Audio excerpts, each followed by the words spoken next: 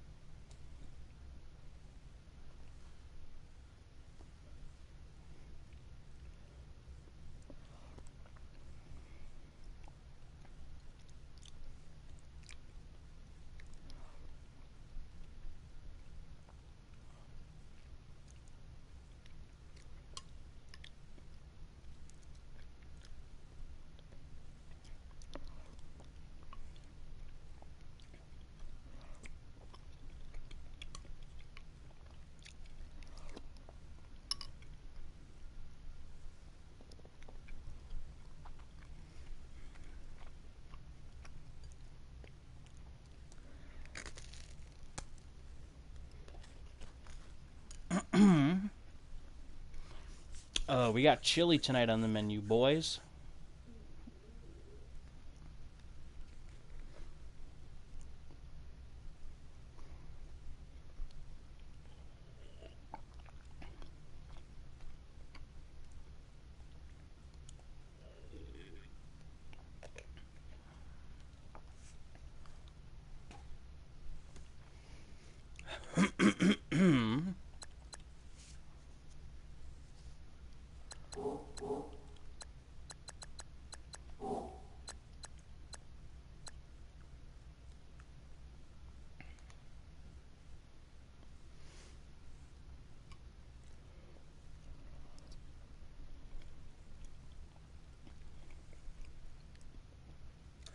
How's everyone's Monday night doing? Y'all hanging in there?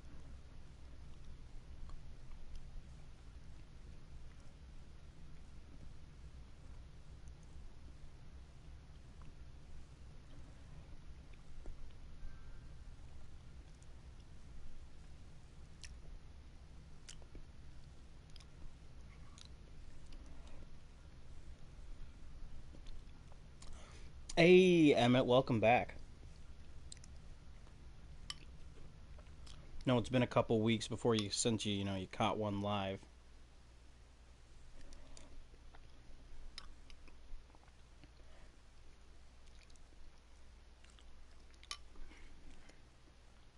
But yep, had some chili that's been sitting in the crock pot all day. Really fucking good.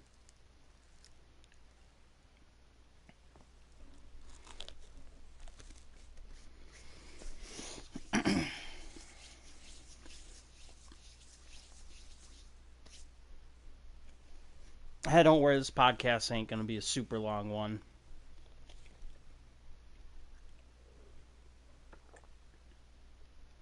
We'll get it started here once I have my water.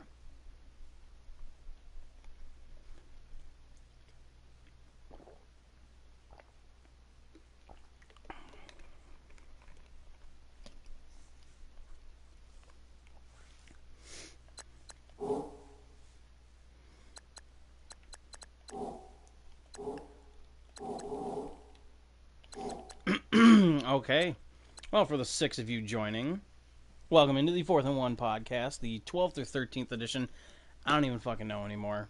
Thank you guys for taking a little bit of your time to listen to me talk about Madden weekly. Helping me practice for if I ever strike it big and become a big sports broadcaster instead of coaching. But we'll go ahead first and foremost, look at the awards races. Excuse me. Leading MVP candidate Darius Geis. followed by Mr. Freeman, Cam Newton, Mariota.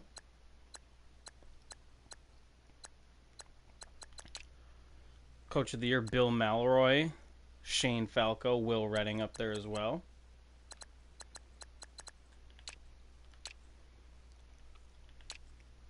Nam Kooten, MJ Sosley, Starrett Jittum.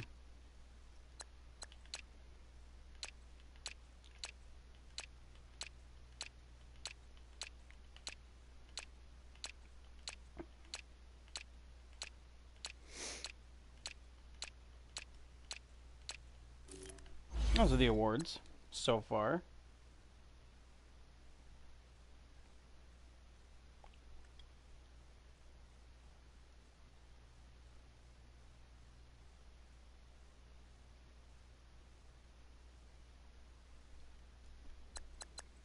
And look at the statistical leaders.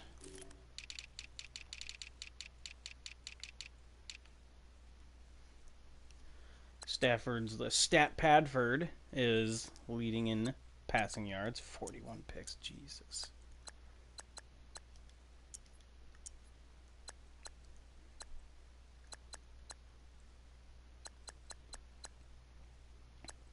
Bobby, weren't you one of the guys who said it was ridiculous that a guy like, oh, I don't know, Josh Allen was allowed to play with all of his picks, but yet you're 2 interceptions behind him? Funny. Irony. Matt and Schley are having a cheese fest with their running backs.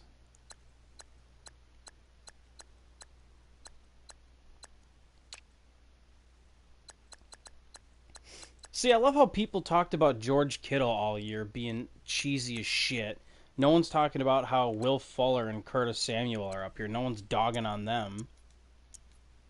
People just dog on my tight ends for some reason. Or Brashad Perriman, some fucking 75 overall receiver. No, he's fine. 1,400 yards, 10 touchdowns. No, he's good. Give him a break.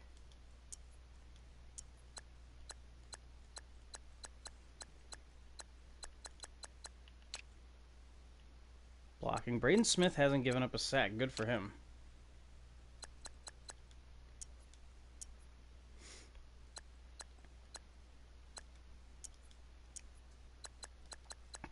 Two guys with 16 picks on the same.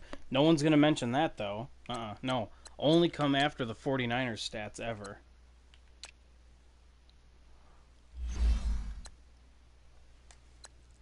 Look at team stats. Do this while I have a slurp of my chili.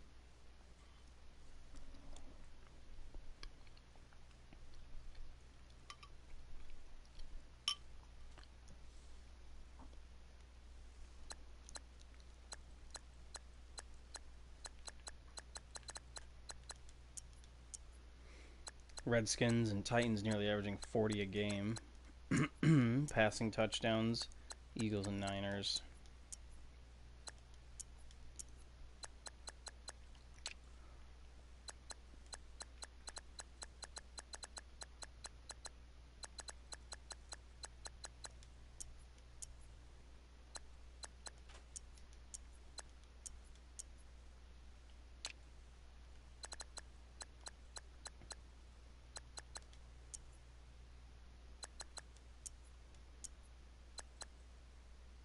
I've gone for it 6 times on 4th down, apparently.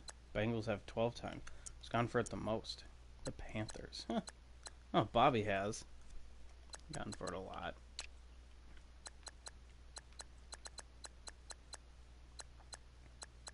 I am not very good in the red zone this year. But I think I have some of the top touchdowns. Yeah, I have the most touchdowns in the red zone.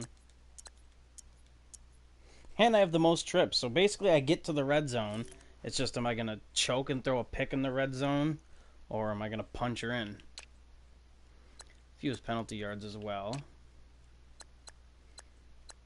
Falcons are plus 30 in turnover differential.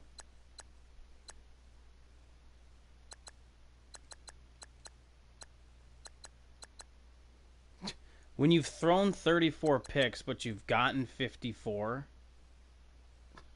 for the love of God.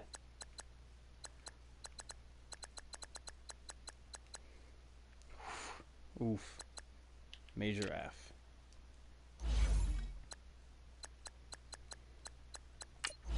Look at coach stats real quick.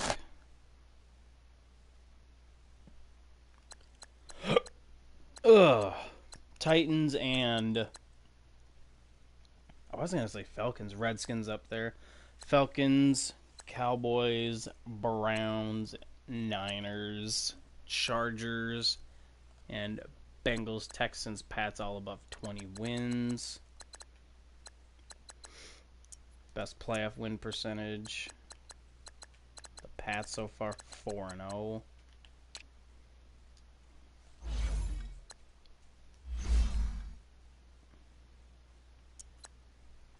Let's get right into answering some of these young questions.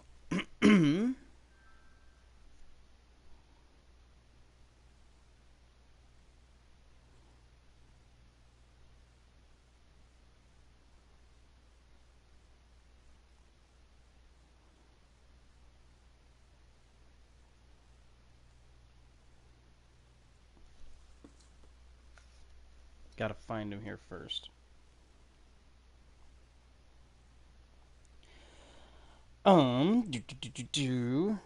Question 1. Why are you always doing the podcast while I'm trying to go to bed? Well, Nick, are you here?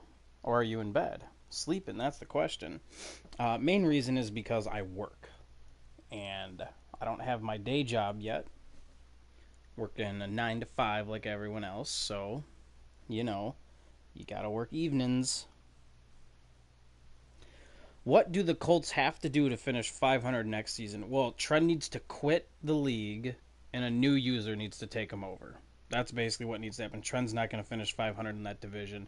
He's got 4 losses a year guaranteed to you guys, and at least 1, probably 2 more guaranteed to Wookie. So that's 6 losses right there. And there's no way he's going 8-2 in the other 10 games. Is it okay for us to masturbate to the tone of your voice during the podcast? Only if you send me a picture. Because it'd be just rude if you didn't. Biggest variables of the off-season. I don't necessarily know what that means. I'll come back to that. Boobs or ass?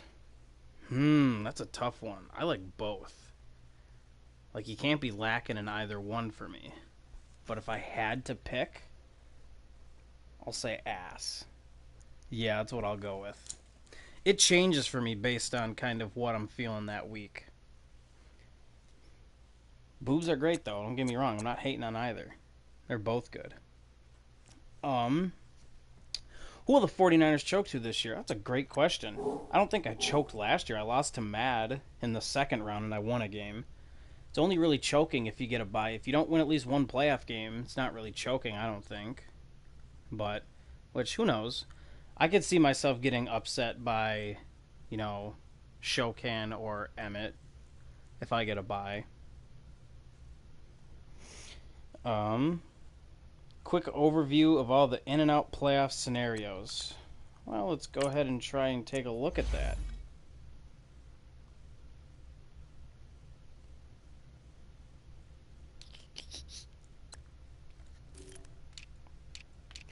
Do the NFC first simply because there's no things. Vikings clinched at 8-7. Basically, everyone else is in the playoffs. The only thing that'll change is the Falcons. If the 49ers, if I win against Wonka, I clinch the 2nd seed. If Mad loses his game, I clinch. If I lose and he wins, then he jumps to the 2nd, I get the 3rd. So we're locked into 2-3. 1 seed's locked up. 4th seed's locked to Vikings. Cowboys, Giants are just basically fighting for who gets the 5th seed and who gets the 6th. So basically, whoever gets the 6th seed gets to go to Mad and play Mad. The 5th seed gets to play the Vikings. So that's the NFC. The AFC, Titans are locked into the 1 seed. I'd probably say the Chargers are probably locked into the 2 seed. I wish it would tell you, Z is the 1 seed. W is the 2. I guess that doesn't make sense either. But anyways, pretty sure they have it. Texans are in the playoffs as well. Now, this is where it gets tricky. We'll quickly look at the divisions. If the Pats win, they win division. If the Pats lose, or if the Jets lose, Pats win or Jets loss equals win the division for the Pats. Jets need to win plus a Pats loss. In the AFC West, that's set. The, what the hell? In the AFC North, I have no clue based on tiebreakers, to be completely honest. So, I'm going to try and spitball my best here. I guess I can just kind of take a look at division record. Division wins, Bengals are 4-2, Browns are 3-3. So I'd assume Bengals probably have the tiebreaker. So if the Bengals win and the Browns lose, then the Bengals get in the playoffs over the Browns. And if the Browns win, then they're division champs. But if the Browns win, the Bengals win, they'd also be in the playoffs for the wild card. So the Jets could also, if the Patriots win, the Browns win, the Bengals lose, the Ravens lose, and the Jets win, then I think the Jets could get a wild card as well. The AFC is going to be a whole hometown fuckery, guys. So that's going to be an interesting combobulation. Do you really believe a quarterback won't be picked until 11 in the draft? It depends who's picking top 10. I mean, chances are there will probably be one picked in the top 10, but you look at some of those teams, I mean, and Trent's might not. If Trent doesn't move on from Andrew Luck, then probably not. Because a lot of those guys either have a young quarterback to develop or already drafted one. So, will the next Cookies with Wookiee ever come out? Probably not. Oh, there you go. That's all I got. I'm off to bed. We'll watch in the morning. Well, good morning, Nick. I would again appreciate you messaging me, letting me know how your morning's going. Do you believe in sitting players the last week of the season if already clinched? Absolutely. If there's nothing for you to fight for, absolutely sit. I'd play a quarter, just to, get a feel, kind of try out some new stuff you want to do, and then just play your backups, because the loss doesn't matter. The best part is getting to the playoffs healthy, and it's not like you have to deal with rust or anything. So I'd absolutely say that, you go ahead and sit if you can. Now, for me, if say I knew Mad lost, I would sit everyone. So, who number one? Number one in what? That's a very vague question, to say the least.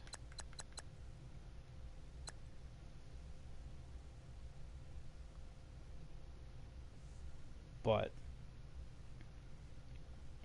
I just think it's always smart to sit your guys in Madden. Now, in real life, I don't think so. But simply, especially if you have a bye, because I don't think in the NFL it's good to give yourself nearly 2.5 weeks of no action. But say you're playing a wild card game, then absolutely just treat it like a bye week. So it all depends. But, Madden, absolutely. Get healthy. We'll talk quickly about this draft class. I don't care if you guys see who I scouted. You don't know who I'm planning on scouting anyways. What the fuck? Wonka's texting me now.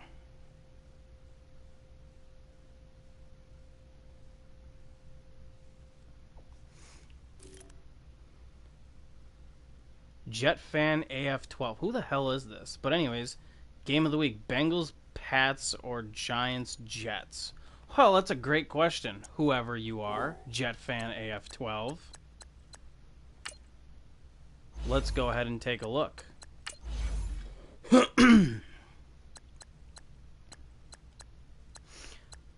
Nope. Okay. Eagles, fucking Christ. Redskins, Cowboys is going to be a hell of a game. My choice would probably be Redskins Cowboys in terms of like skill matched up. It's Shokan. It's a very like interesting YouTube name. JetFanAF12. Interesting. Jets Giants obviously is going to be a good one in terms of matchups, but it doesn't really mean a ton. I mean, Kia's fighting for a playoff spot, but it's not like you guys are in the same division or anything. Bengals Pats for me because that has huge playoff implications in general. That's going to impact the most, so that's probably my quote-unquote game of the week in terms of meaning. But Redskins Cowboys in terms of like users, probably up there for number one game of the week. But let's go look at the draft class real quick.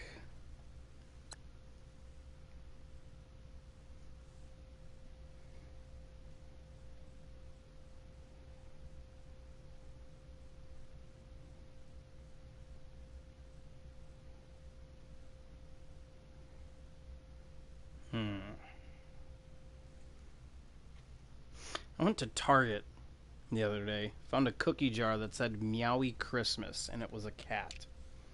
It was awesome. Quarterbacks I haven't scouted and won't scout I might scout late round guys just for a backup, but no quarterbacks for me. 5 first round quarterbacks, 3 scramblers, 2 field generals. So we'll see how they go early. No running backs. I'm not going to scout any because I guarantee they're all going to be trash. So fullback don't care. 2 top receivers, Anton Gratz and Julius Curlew. Gratz is going to be a stud if he has good combine stuff and good speed. If he doesn't, then he'll just be some slow, tall, fat fuck. And there's some good depth at receivers. You know, obviously you don't know who I'm targeting or anything, so I don't care if you see it or if this is free scouting for you. But tight end, you have a few solid guys here. O-line, I'm just sort of in the middle of scouting. A deep class, you got 4 first-round centers. You have 5, 6, 7, 8 total first-round centers with 3, 4, 5 projected to go into the second round. So 13 projected in the top 2 rounds. Bunch of top pass rushers. Going to be a good edge rusher kind of draft. Have a bunch of D tackles. Few solid linebackers here and there. You have 3 solid corners, and then you have 3 trash corners. There's a little bit of corner depth, not a ton.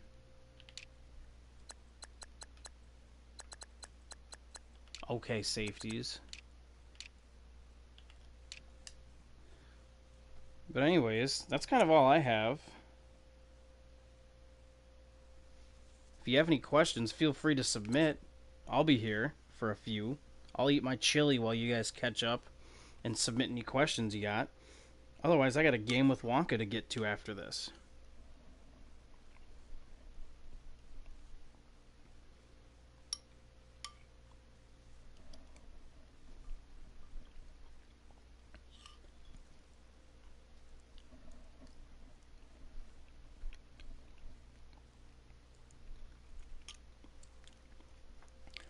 You think Bill's getting... All they have to do is lose one more game, right? Super Bowl favorite, I have to say it's Playa.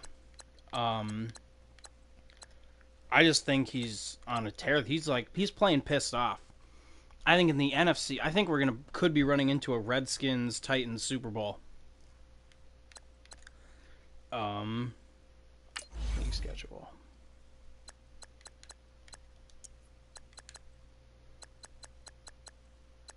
Oh, he faces the Steelers. Ooh.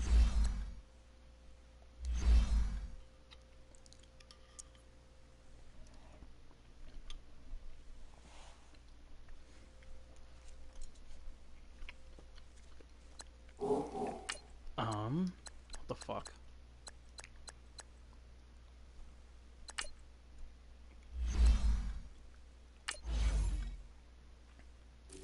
I want to look at trend real quick before I go and look at standings. Yeah, shout out to Trend for improving, absolutely. Got a little better.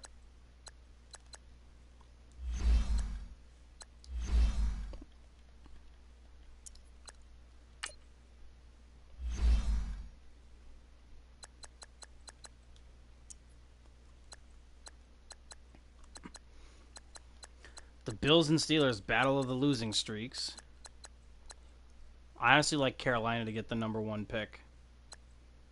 I think Bills will win. Panthers will lose. That'll do it there. Most improved team from season 1 to 2. Oh, you just want me to talk about you more, Shokan. You'd easily be the most improved in terms of record-wise. But you've always been a solid user, so if you want to go like which user I thought made the most like improving steps as a user, well, there really aren't any. So, yeah, it'd obviously be the Jets, I think. Or the, yeah, Giants, not Jets. Stupid Jet fan name. How about that Jets-Patriots game on Sunday? Vintage Gronk.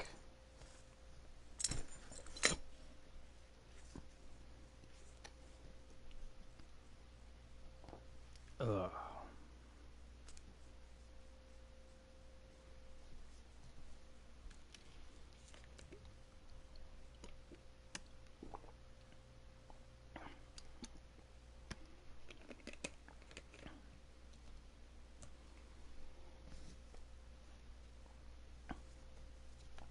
Ugh.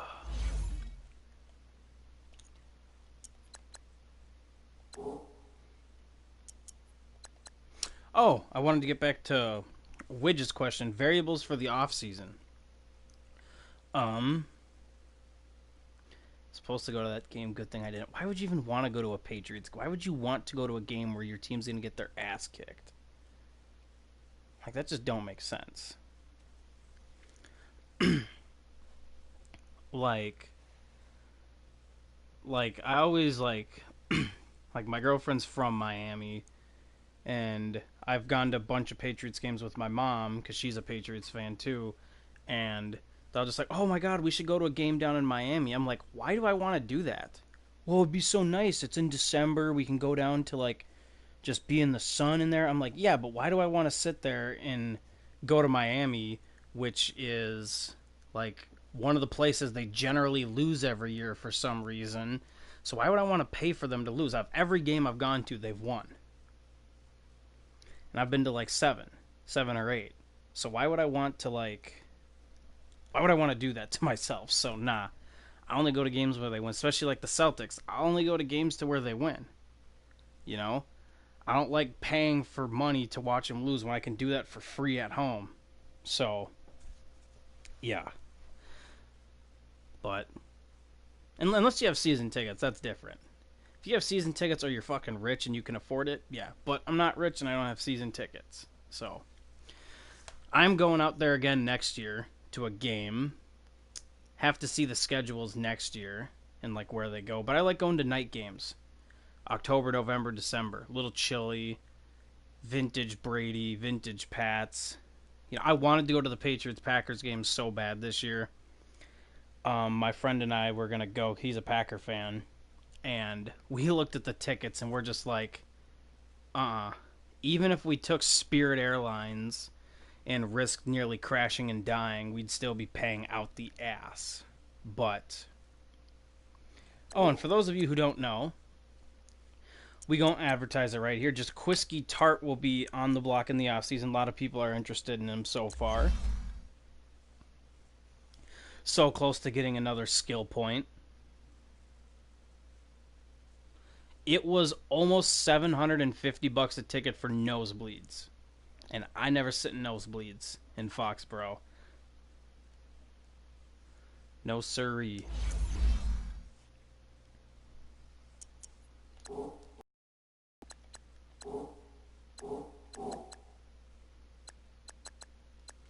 There were tickets that were sidelined for that game that were going over 40 grand a pop. And I'm just like, Jesus. What's a nosebleed? I can't tell if you're serious or not. If you're not, nosebleeds are at the very top of the stadium. Like, farthest away from the field you can be. Then again, you live in America and are American and call college university. So nothing surprises me, Mr. Solo Funk.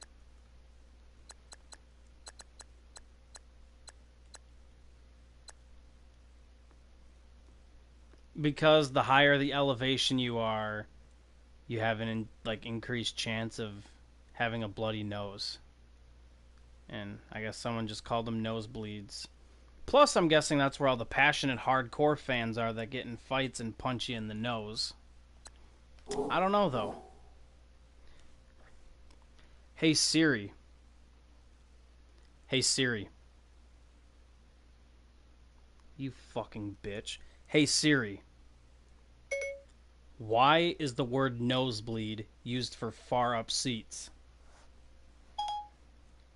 Here's what I found on the web for why is the word nosebleed used for far up seats. Have a look. Well, here we go. I found a good link.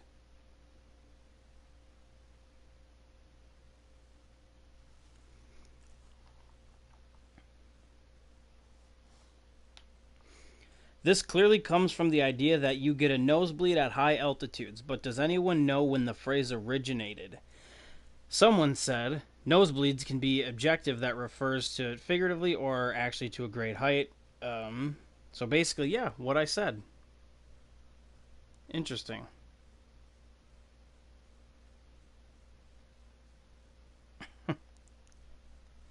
Right. But anyways, fellers, 31 and a half minutes. Got a game against Wonka. Got to go play that.